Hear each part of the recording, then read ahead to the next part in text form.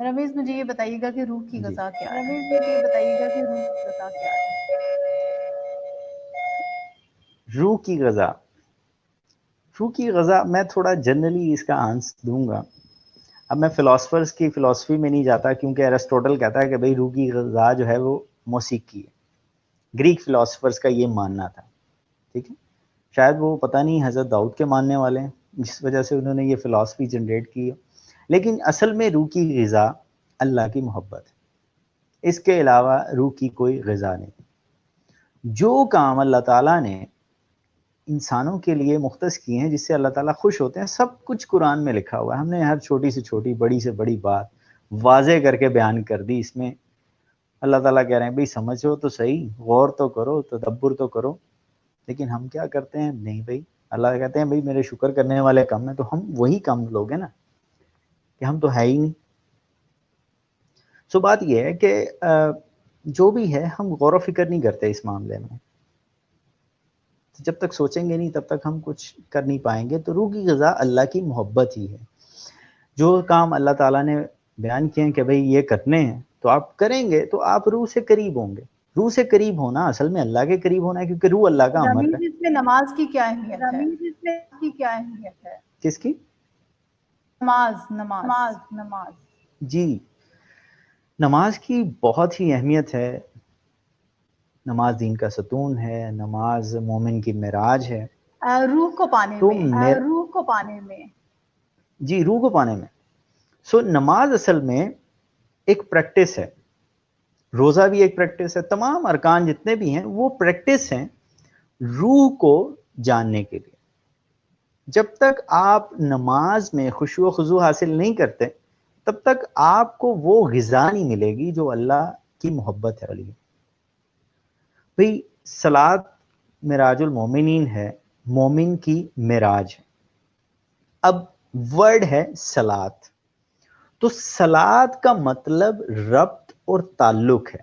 جس کا معنی و مفہوم ہے عربک ڈکشنریز میں وہ ہے تعلق یا ربط. سل سے نکلا روٹ ورڈ.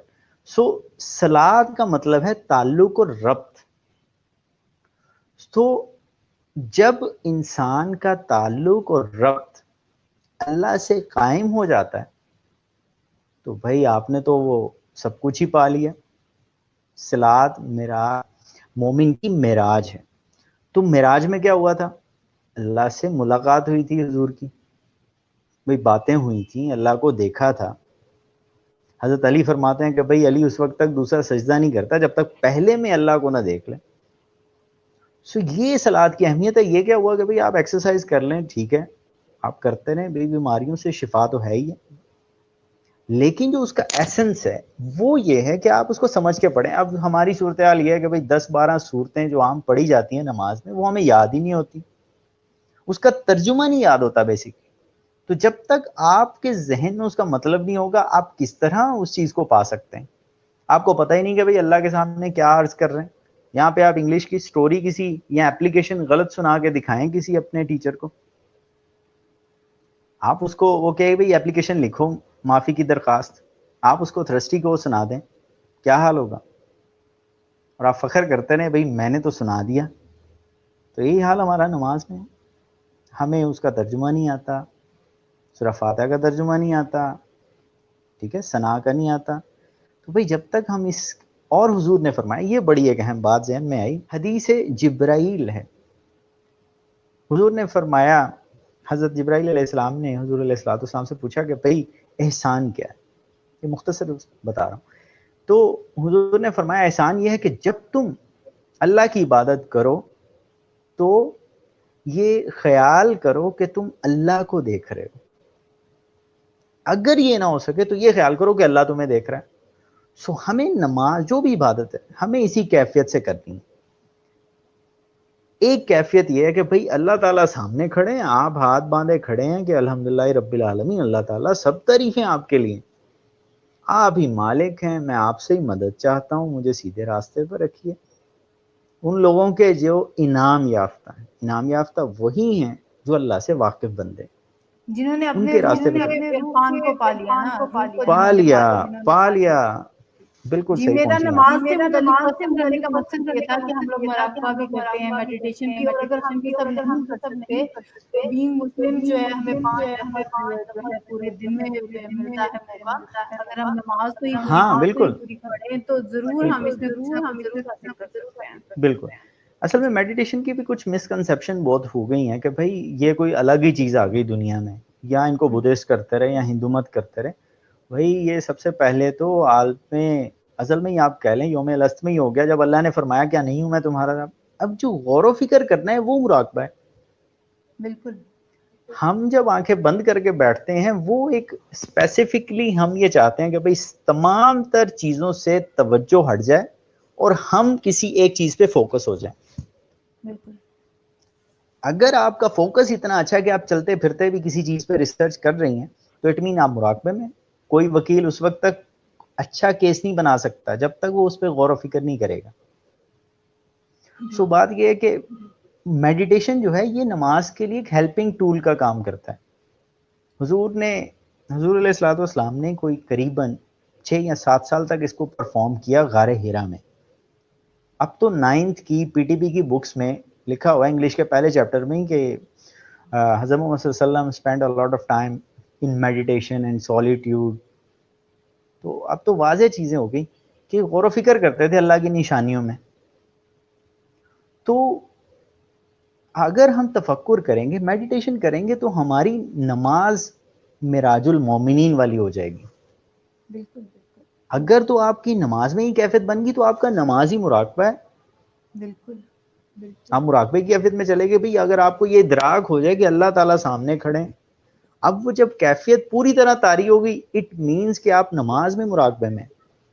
تو یہ کوئی الگ چیز نہیں ہے، یہ ایک دنیا سے ہیلپنگ ٹول ہے. کنیکشن ٹوٹ جائے گا اور ادھر کنیکشن لگ جائے گا جہاں ہمارے لگ جی جائے بالکل گا ساری مشکلیں آسان جی ہو جائیں. بالکل. سو یہی روح کی غذا ہے. جی رمیز یہاں پہ میں یہ پوچھنا چاہوں گی ماشاء اللہ آپ کو اللہ تعالیٰ نے اتنی زیادہ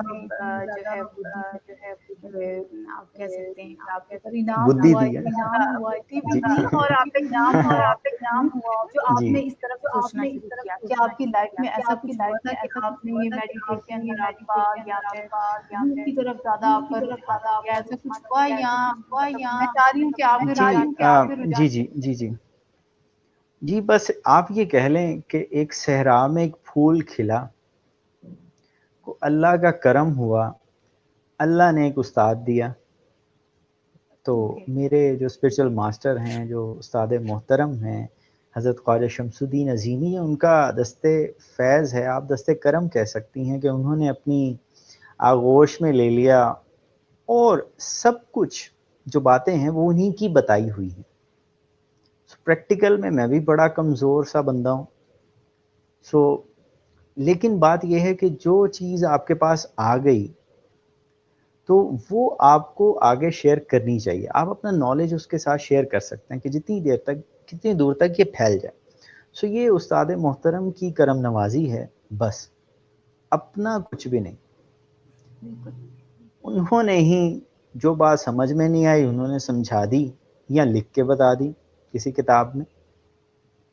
تو یہ انہی کا ہی کرم ہے. آپ یہ کہہ لیں کہ ایک استاد، جس طرح میں نے بتایا کہ بھئی ایک آپ کو سائنس کا علم حاصل کرنے کے لیے آپ کو فزکس کے کیمسٹری کے ٹیچر کے پاس جانا پڑتا ہے، اسی طرح روح کا علم لینے کے لیے بھی آپ کو ایک روحانی استاد کے پاس جانا ہی پڑے گا، جو کہ جس نے وہ راستہ طے کیا ہو. یہ بات بڑی غور طلب ہے. جو بندہ اس راستے پہ چڑھا ہی نہیں اور آپ کو بتاتا رہے کہ اچھا بھئی یہ ہے تو آپ بس پھر وہیں پہ ہیں. بس پھر آپ کے وہ آسمان میں محل بن رہے ہیں لیکن آپ وہیں ریت میں بیٹھے ہوئے. لیکن بس رمیز یہ اس میں سراسر ساتھ انہی ساتھ کا جو ہے وہ اللہ تعالیٰ سے یہ بھی پناہ مانگنی چاہیے کہ وہ جو پیر اور وہ جو بابے ہوتے ہیں جو آپ کو کہاں سے کہاں شرک کی طرف لے جاتے ہیں، اللہ تعالیٰ ان سے ضرور بچا کے رکھیں. جی بالکل، کیونکہ اکثر لوگ اس معاملے میں اللہ تعالیٰ نے یہ عقل دی ہوئی ہے نا. لوگ مریدوں کو اس طرف لے جاتے ہیں کہ اس کی قبر کو سجدے کیے جاتے ہیں، جی میں نے وہی بات یہ پہلے بھی عرض کر چکا ہوں.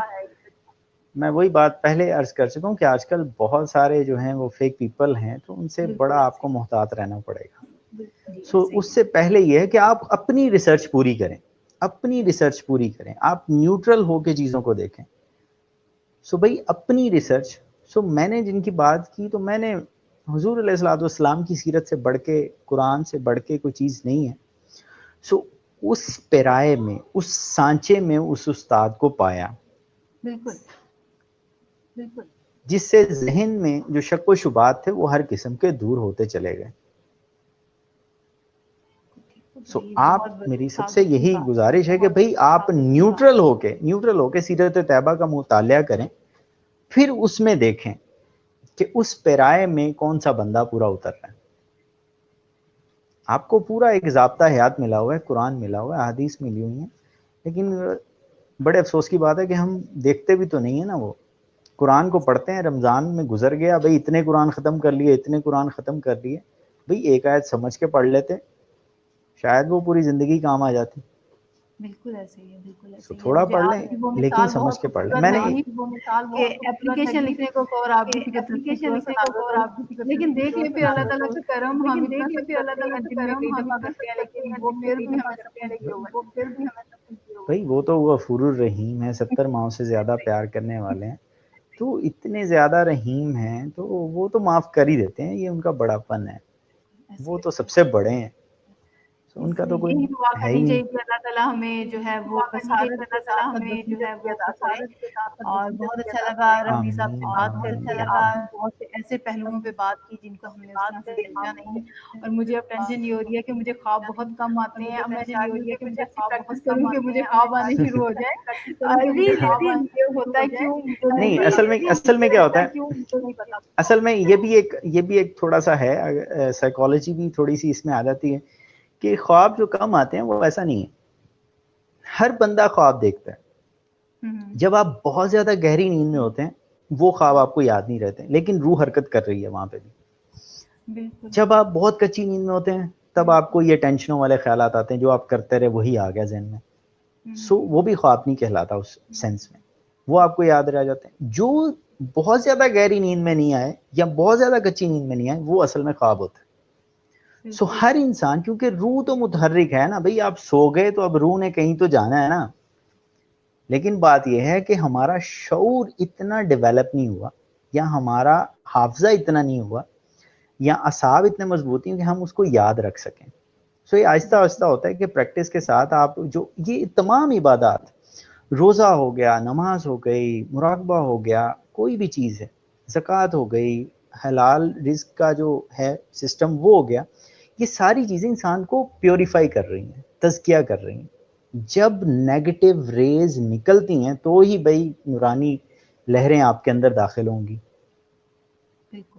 سو بات یہی ہے.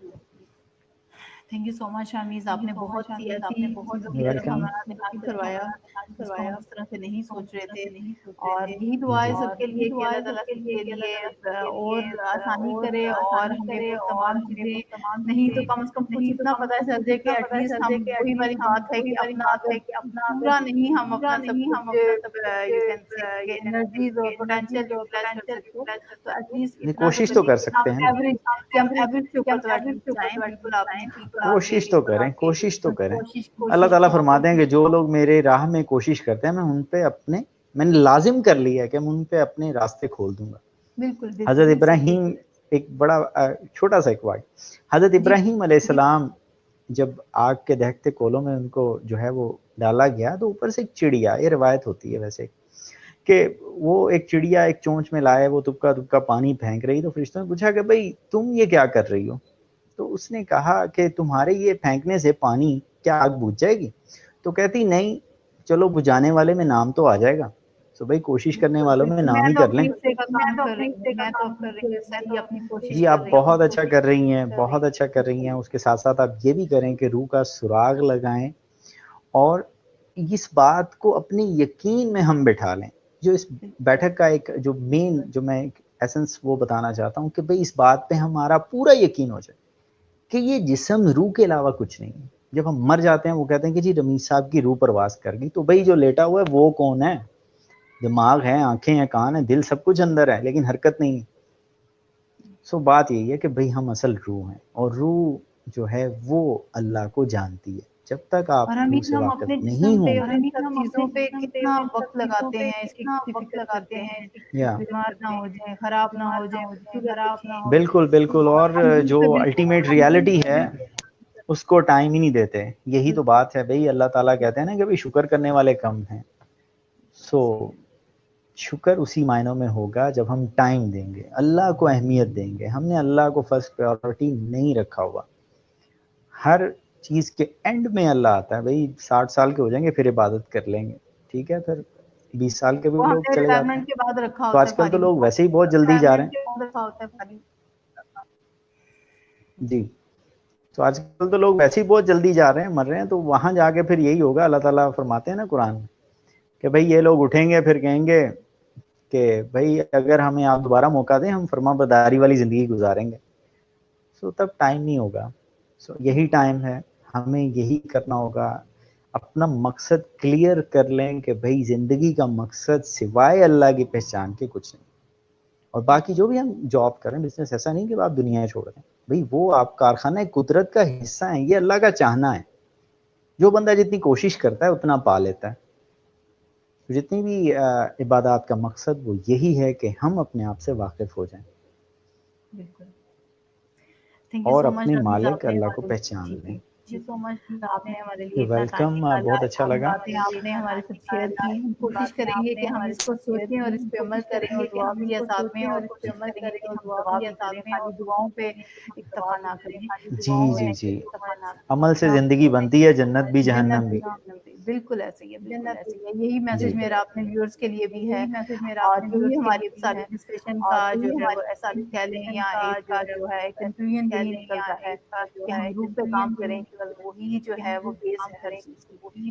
اور ہمیں اللہ تعالیٰ سے اپنا رشتہ جو ہے وہ استوار کرنا چاہیے. تو تھینک یو سو مچ, اپنا بالکل. بہت سا خیال رکھیے گا. اپنے ویورز کے لیے بھی بہت ساری وشیز اور پریئرز, اور انشاءاللہ کل ہم ایک نئے ٹاپک کے ساتھ اور ایک نئے گیسٹ کے ساتھ حاضر ہوں گے. تھینک یو سو مچ, اللہ حافظ. Thank you so much for inviting me again. بہت شکریہ آپ کا. اللہ تعالیٰ آپ کی اس کوشش کو قبول کرے. اور آپ آمین. جی چلیں, انشاءاللہ پھر کبھی مراقبے پہ انشاءاللہ بات ضرور. ہوگی.